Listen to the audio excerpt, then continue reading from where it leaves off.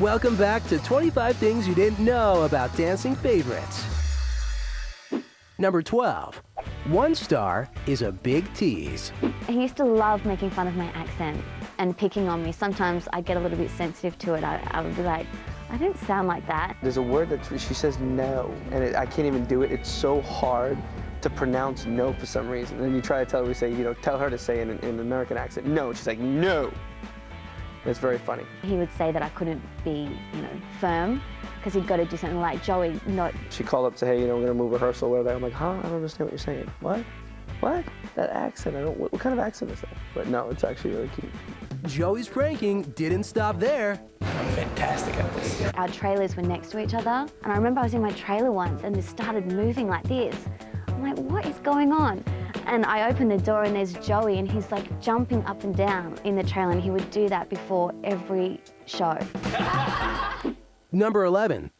The sun's got nothing to do with it. Ever wonder how those sexy dancers keep that sun-kissed look on Dancing with the Stars? You probably see the women are really tan on the show, and that is not natural. I think dancing is a whole package. It's the way you dance, it's the way you look, your hair and makeup, your tanning, everything. Especially when you're on the dance floor, you have really bright spotlights. So without any kind of tanning makeup, you tend to look extremely white. It is kind of compulsory that we get this spray tan on a Sunday afternoon before the live show.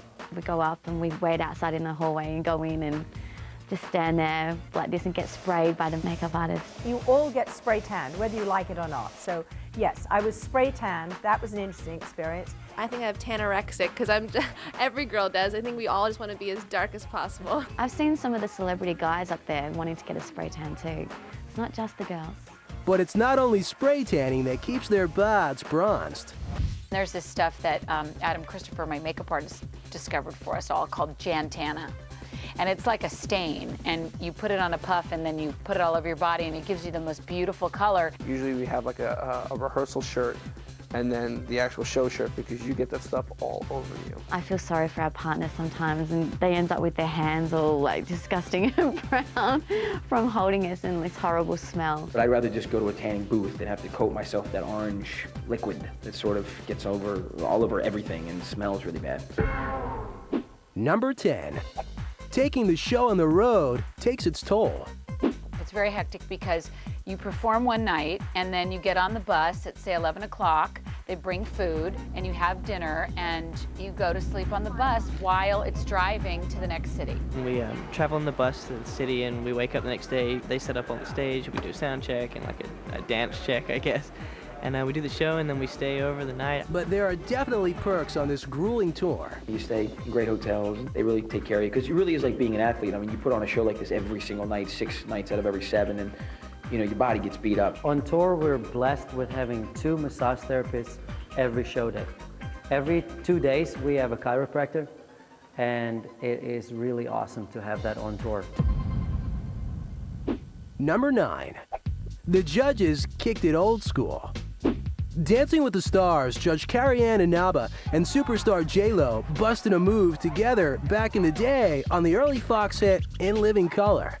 The 90s sketch comedy with an urban edge played host to both dancing divas as the show's infamous Fly Girls, an all-girl hip-hop dance troupe. In Living Color was quite the breeding ground for pop superstar divas. Obviously, Jennifer Lopez came from there, and also Carrie-Ann Inaba.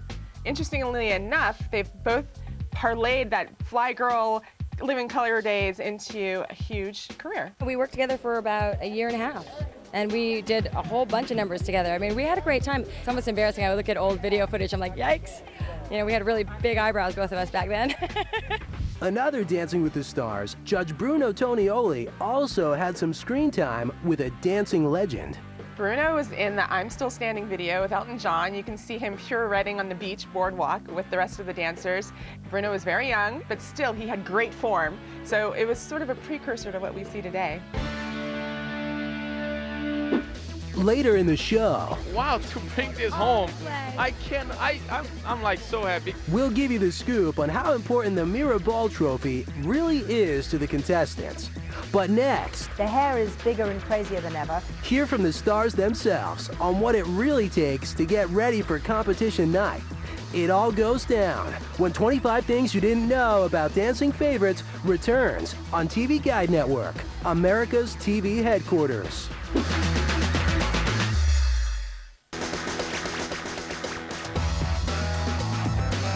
Welcome back to 25 Things You Didn't Know About Dancing Favorites. Number 8. It's all about the music.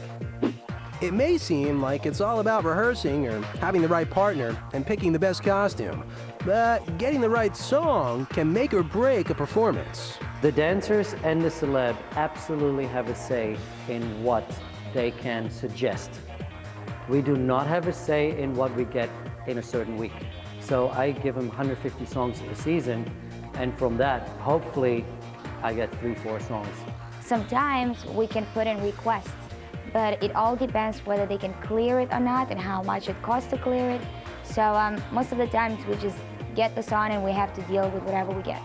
And once they get the song cleared, that's just half the battle. After a given show, say on a Tuesday night, after we've bounced one couple off, all the others meet in the area where Samantha Harris interviews them, and they're given their music for the next week. You literally get the music and you go up there and you sit with them and kind of start coming up with an idea of the concept for the costumes and stuff.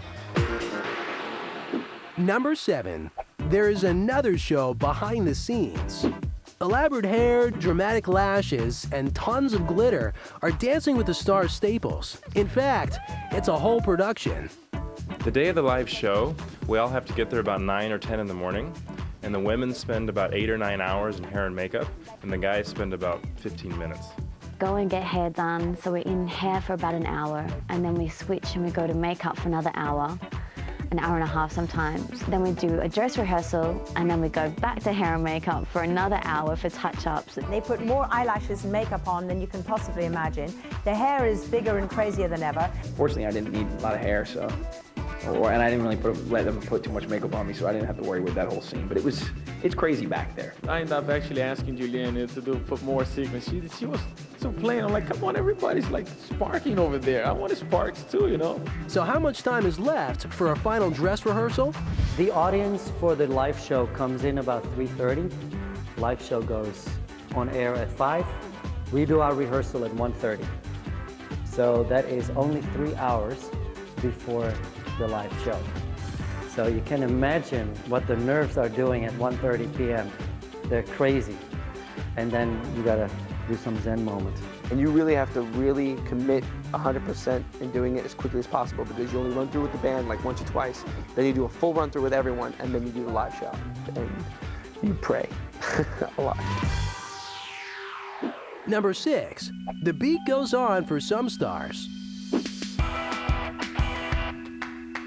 I will make her come back. She's going to do every single class with me, because even though she's not on Dancing with the Stars anymore, she's still gonna get the whip every once in a while.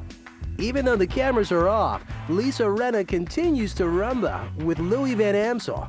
The dancing duo teach a cardio ballroom dance class in Los Angeles. Well, Louis teaches the class. I am just the person that said, Louis, you must teach this class. So I come, and I guess I'm the mascot of the class. Each class is 1 hour, and in that 1 hour, I stuff the people with dances. We're doing 4 dances a day. These two can't seem to get enough of each other and their signature ballroom moves. I had such a connection with Louis. I love working with Lisa. The moment we had our interview for the 2nd season, I knew that season was going to be the best season I've ever been on.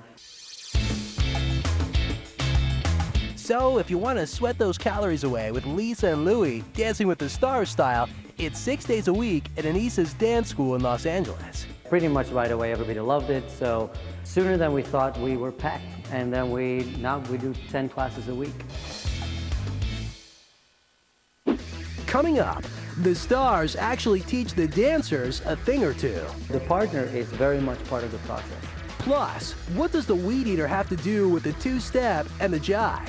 And what are the real meanings behind the dances you see on Dancing with the Stars? Huh?